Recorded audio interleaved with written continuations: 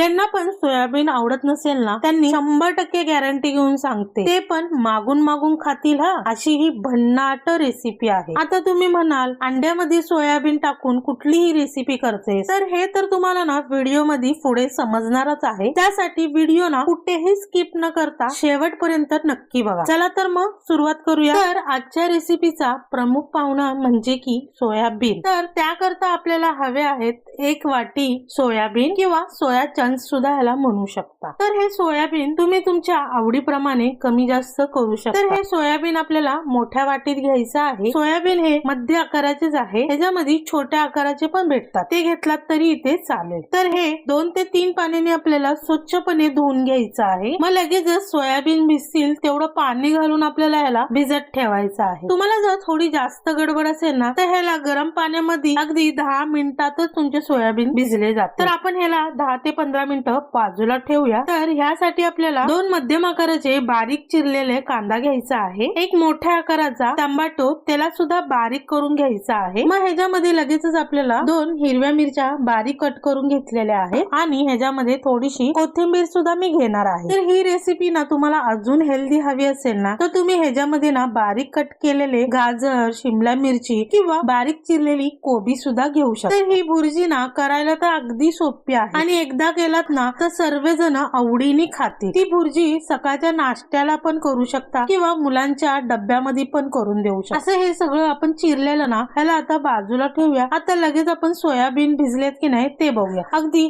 10 मिनिटातच मस्त छान असे नरम नरम झालेले आहेत। आता लगेच आपल्याला ह्याच्यातलं संपूर्णपणे पाणी काढायचं आहे। अगदी पिळून पिळून मस्त जोर लावून दाबून दाबून सोयाबीन मधलं सगळं पाणी काढून घ्यायचं आहे। जरा सुद्धा पाणी ह्याच्यामध्ये राहता कामा नये, अगदी दाबून दाबून पिळून पिळून काढायचं आहे। आता हे लगेच आपण पाणी काढलेलं सोयाबीन आहे ना एक मिक्सरच्या भांड्यामध्ये आपल्याला काढून घ्यायचं आहे आणि न पाणी टाकता ह्याला चांगलं वाटून घ्यायचं आहे, म्हणजे की याची बारीकशीर भरड तयार होईल। अगदी पेस्ट वगैरे करायचं नाहीये, पाणी तर बिलकुल सुद्धा आपल्याला वापरायचं नाहीये। तर बघा इथं सोयाबीन आपले छान भिजल्यामुळे पटकन सहज पद्धतीने बारीक होत आहे। आता हे सगळं आपल्याला एका मोठ्या वाटीमध्ये काढून घ्यायचं आहे। मस्त सोया भरड तयार झालेले आहे। ह्याला पण आता आपण साईडला ठेवूया। गॅस वरती कढई ठेवायची आहे, चांगली कढई गरम करून घ्यायची। साधारण 2 ते 3 पळी आपल्याला तेल घालून घ्यायचं आहे। तेल पण चांगलं गरम करून घ्यायचं आहे की लगेचच त्याच्यामध्ये बारीक चिरलेला कांदा घालायचा आहे आणि कांदा छान पैकी कच्चापणा जाऊपर्यंत परतून घ्यायचा आहे आणि त्याचा रंग छान येईपर्यंत छानस त्याला बारीक मंद गॅस वरती छानसा असा परतून घ्यायचा आहे। तर परतताना कांदा आपल्याला अजिबात कच्चा ठेवायचा नाही आणि जास्त ओव्हर कुक तर बिलकुल सुद्धा करायचं नाही, म्हणजे की भुर्जीसाठी ना आपल्याला अर्धवट कांदा शिजलेलाच आपल्याला पाहिजे। तर बघा मस्तपैकी हलका गुलाबी कलर आलेला आहे। आता ह्याच्यामध्ये लगेचच आपल्याला हिरवी मिरची बारीक चिरलेली आहे ना ती घालून घ्यायची आहे आणि साधारण 2 मिनिटभर आता परतून घ्यायचं आहे। मग ह्याच्यामध्ये लगेचच बारीक चिरलेला टमाटा घालायचा आहे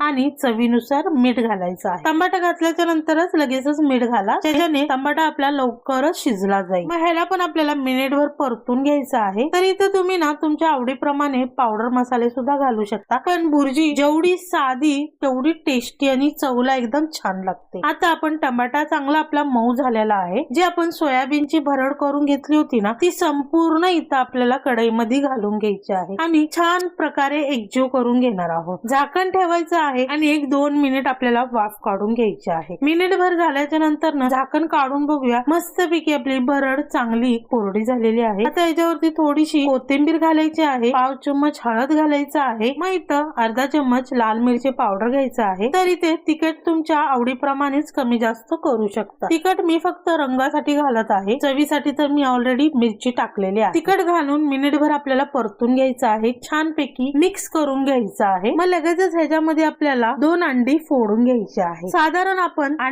अंड्याच्या चटणीला जशी आपण अंडी फोडतो ना त्याच प्रकारे आपल्याला अंड फोडून घ्यायचं आहे। छान प्रकारे लवकर त्याला मिक्स करून घ्यायचं आहे। असं व्हिडिओ मध्ये दाखवल्याप्रमाणे एकत्र मस्त चमच्याने हलवून पटापट त्याला मस्तपैकी एकजीव करून घ्यायचं आहे की लगेचच झाकण ठेवायचं आहे। न पाणी घालता आपण ह्याला शिजायला ठेवणार आहे। साधारण 5 मिनिटानंतर झाकण काढून पुन्हा चांगलं असं दाबून त्याला परतून घेणार आहे। सोयाबीन हे कोणी आवडीने खात नाही, अगदी मोठ्यापासून मोठ्यांपासून ते लहानांपर्यंत अजिबात सोयाबीन कुणाला आवडत नाही. तर तुम्ही ही अंड्यामध्ये सोयाबीन घालून तुम्ही तुमच्या मोठ्यांसहित लहानांपर्यंत खाऊ घालू शकता. अगदी तुम्ही सोयाबीन नाही नुसतं अंड्याची भुर्जी म्हणून खायला घातलात ना, 100% गॅरंटी घेऊन सांगते बरं का, सगळेजण आवडीने ही भुर्जी खातील. ही भुर्जी तुम्ही चपाती बरोबर सुद्धा खाऊ शकता, अगदी पावा बरोबर तर अप्रतिम लागते. म्हणूनच तुम्हाला सांगते, एकदा नक्की करून बघा, अगदी सर्वांना आवडेल एवढी मी गॅरंटी घेऊन सांगते. मस्त अशी सोयाबीन अंडा भुर्जी खाण्यासाठी आपली तयार झालेली आहे. व्हिडिओ आवडला असेल तर एक लाईक, शेअर, कमेंट नक्की करा. चॅनल वर जर नवीन असाल तर सबस्क्राईब केल्याशिवाय बिलकुल सुद्धा जाऊ नका. चला तर मग पुन्हा भेटूया अशा छान छान आणि मस्त मस्त रेसिपी सोबत आपल्या प्रज्ञाच मेजवानी चॅनल मध्ये.